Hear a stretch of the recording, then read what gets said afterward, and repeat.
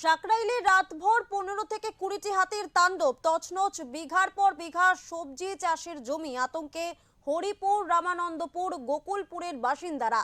ঝাড়গ্রাম জেলার সাকরাই ব্লকের হরিপুরা, রামানন্দপুর ও গোকুলপুর সহ একাধিক গ্রামে ভোর রাত থেকে চরম আতঙ্কের সৃষ্টি হয় হাতির তাণ্ডবে।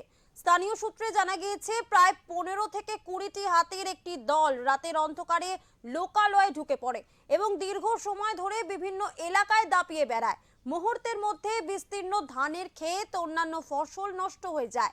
ক্ষতির পরিমাণ এখনো সম্পূর্ণ নির্ধারণ করা না গেলেও বহু কৃষক বড়সড় আর্থিক লোকসানের মুখে পড়েছেন বলে জানা গিয়েছে।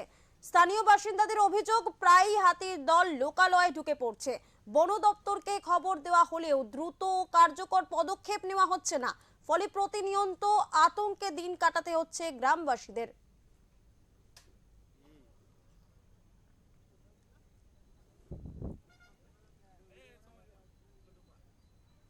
পিছুয়াটা তেড় দেয়, পিছুয়াটা কেমন আইসে দেখছো।